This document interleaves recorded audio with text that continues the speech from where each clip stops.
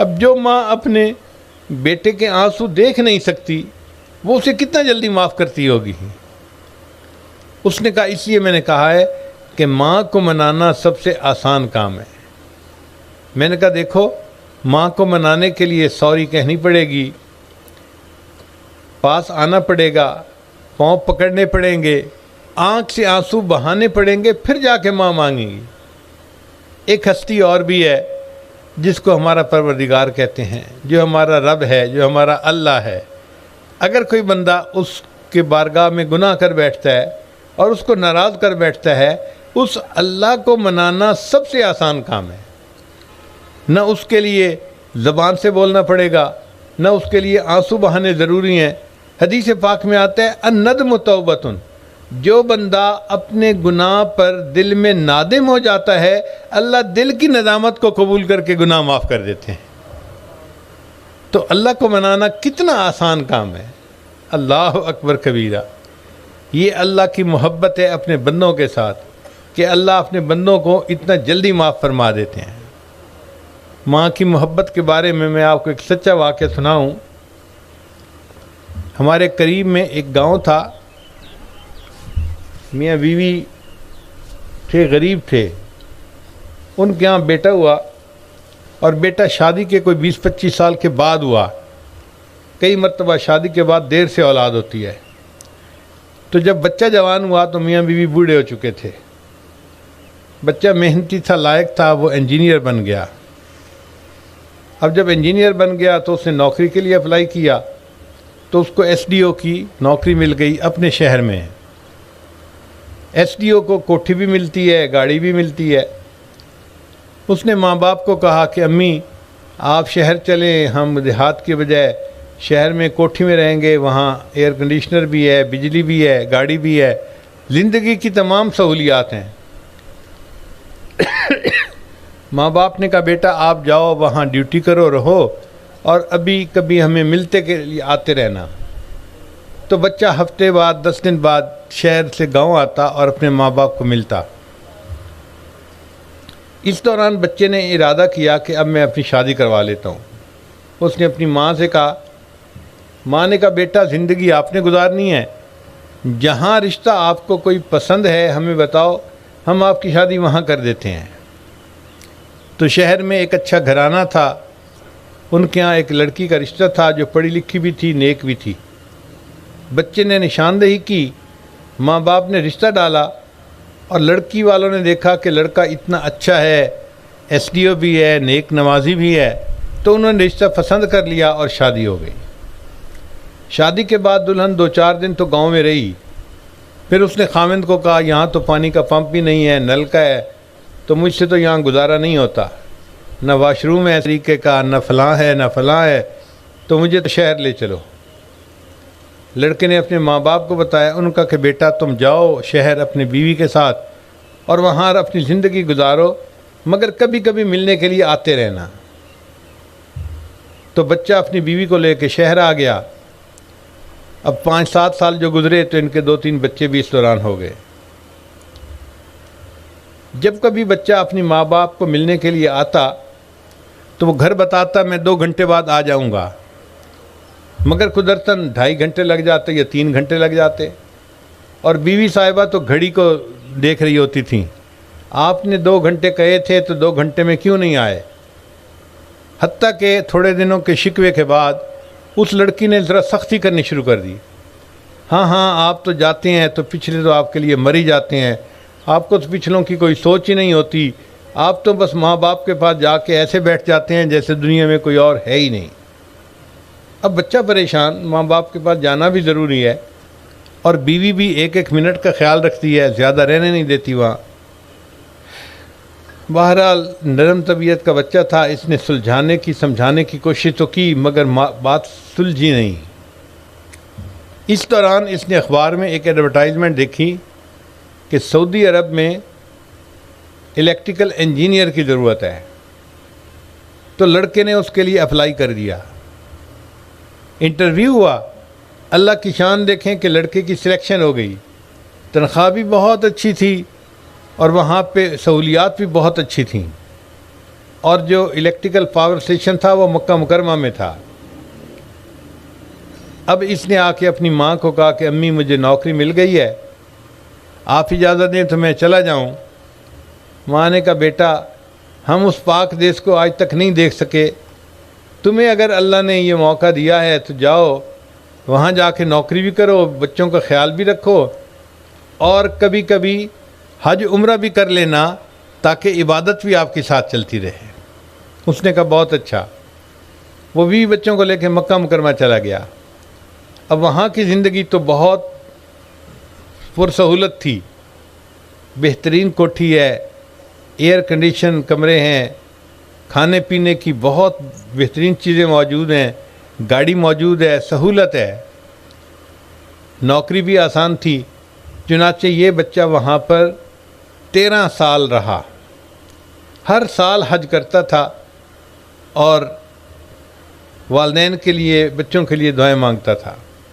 مگر ایک عجیب بات تھی، ہر سال جب حج کا طواف زیارت کرتا تو یہ خواب دیکھتا، خواب میں کوئی اس کو کہتا کہ تیری حج اللہ کے ہاں قبول نہیں ہوئی، تو یہ بڑا پریشان ہوتا۔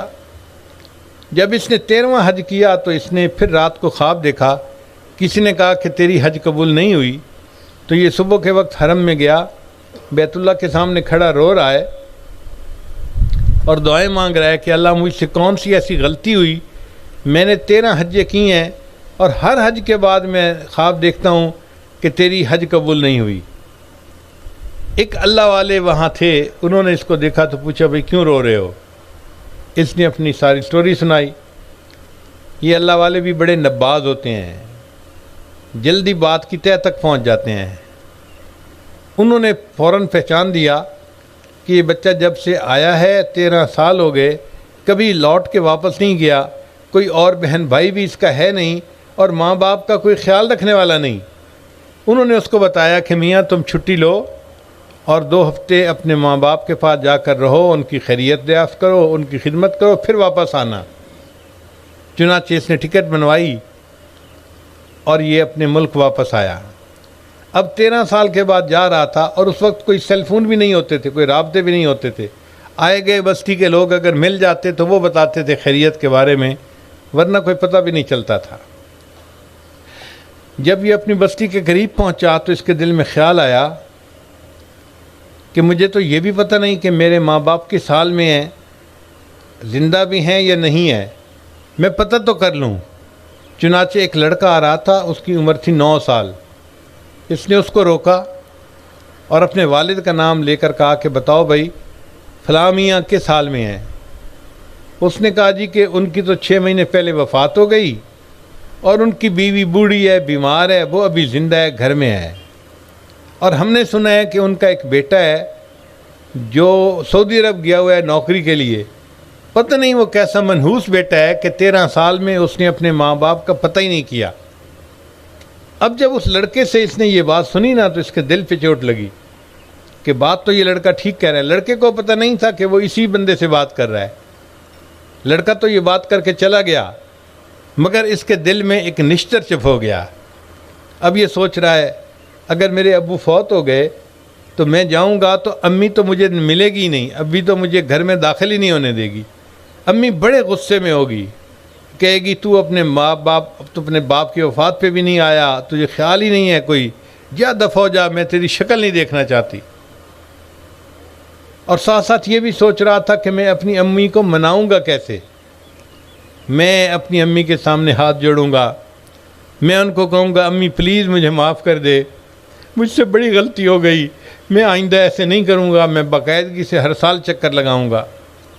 اب یہ سوچتا سوچتا جا رہا ہے، اتنے میں گھر آ گیا۔ اس نے دیکھا کہ گھر کا دروازہ لاک نہیں تھا لیکن ویسے بند تھا، تو اس نے آہستہ سے دروازہ کھولا اور اندر داخل ہوا۔ گھر میں دیکھا کہ صحن میں ایک چارپائی ہے اور اس کے اوپر اس کی والدہ جو ہڈیوں کا ڈھانچہ بنی ہوئی تھی وہ لیٹی ہوئی ہے۔ اب اس کے ذہن میں خیال آیا پتہ نہیں میری والدہ سو رہی ہیں یا جاگ رہی ہیں، اگر سو رہی ہوں گی تو میں انتظار کر لوں گا، اگر جاگ رہی ہوں گی تو میں سلام کروں گا۔ چنانچہ یہ بہت دبے پاؤں آہستہ آہستہ آگے بڑھا۔ جب قریب پہنچا تو اس نے دیکھا کہ اس کی ماں ہاتھ اٹھائے لیٹے لیٹے دعا مانگ رہی تھی۔ تو دل میں خیال آیا میں سنوں تو صحیح میری امی دعا کیا مانگ رہی ہے۔ جب قریب ہو کے اس نے سنا تو اس کی ماں دعا کر رہی تھی، اللہ میرا خاوند تو فوت ہو گیا، میرا ایک ہی بیٹا ہے جو میرا محرم ہے دنیا میں، اللہ اس کو بخیریت واپس پہنچا دینا تاکہ جب میری موت کا وقت آئے تو دنیا میں مجھے قبر میں اتارنے کے لیے کوئی میرا محرم موجود ہو۔ بیٹا سوچ رہا ہے کہ امی مجھ سے بات ہی نہیں کرے گی،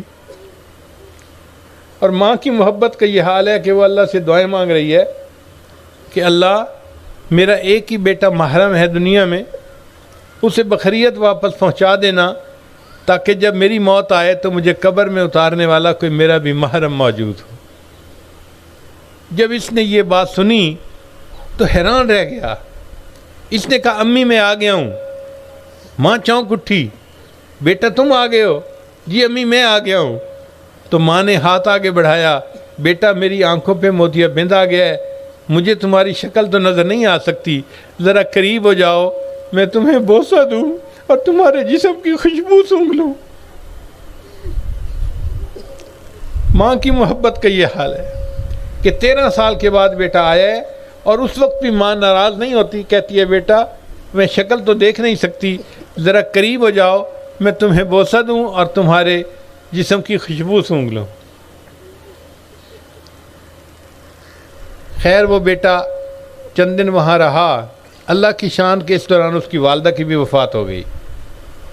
اس نے کفن دفن کا انتظام کیا، والدہ کو دفنایا، اور پھر کچھ دن کے بعد واپس آیا۔ اگلا سال جب آیا تو اس نے پھر حج کی۔ جب اس نے طواف زیارت کیا حج کے بعد تو پھر رات کو خواب دیکھا، مگر اس دفعہ کہنے والے نے کہا کہ اے نوجوان، اللہ نے تیرے اس حج کو بھی قبول کر لیا اور تیرے پچھلے 13 حجوں کو بھی اللہ نے قبول کر لیا۔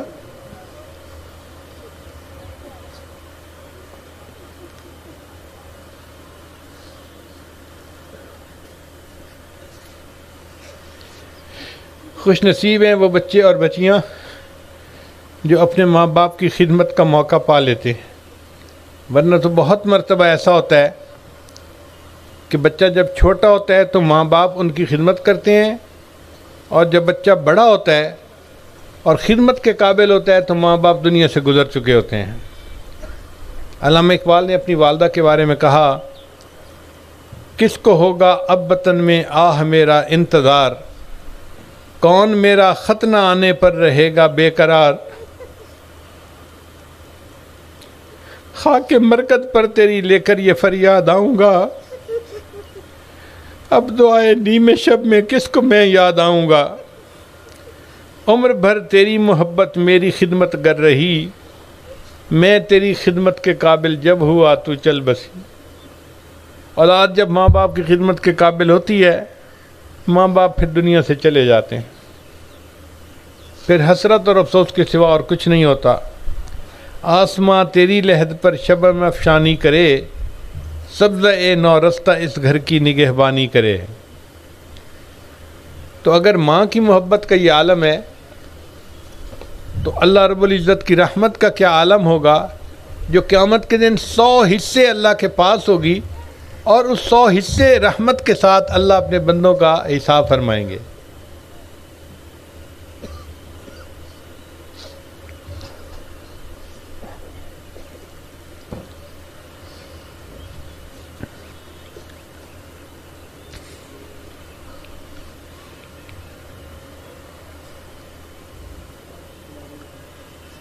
وآخر دعوانا ان الحمد للہ رب العالمین۔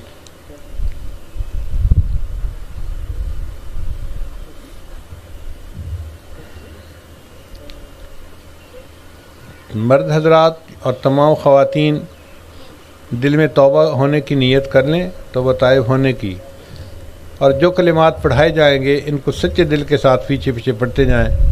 پڑھیے بسم اللہ الرحمن الرحیم، لا الہ الا اللہ محمد الرسول اللہ، آمنت باللہ وملائکتہ وکتبہ ورسلہ والیوم الآخر والقدر خیرہ وشرہ من اللہ تعالی والبعث بعد الموت آمنت باللہ کما ہوا باسمائہ وصفاتہ وقبلت جمیع احکامہ اقرار باللسان وتصدیق بالقلب اشہد ان لا الہ الا اللہ واشہد ان محمدً عبدہ ورسولہ استغفر اللہ ربی من کل ذنب واتوب الیہ برحمتک یا ارحم الراحمین۔ ان کلمات کو پڑھنے سے ہم تو طائب ہو چکے ہیں، چند معمولات ہیں جن کو باقاعدگی سے کریں گے تو اللہ تعالیٰ دل کو منور کریں گے۔ ان میں پہلا عمل ہے 100 مرتبہ استغفار پڑھنا، استغفر اللہ ربی من کل ذنب واتوب الیہ۔ دوسرا ہے 100 مرتبہ درود شریف پڑھنا، اللہم صلی علی سیدنا محمد وعلی آل سیدنا محمد وبارک وسلم۔ تیسرا ہے قرآن مجید کی تلاوت روزانہ کرنا۔ چوتھا ہے چلتے پھرتے لیٹے بیٹھے ہر وقت دل میں اللہ کو یاد کرنا۔ اور پانچواں ہے مراقبہ کرنا۔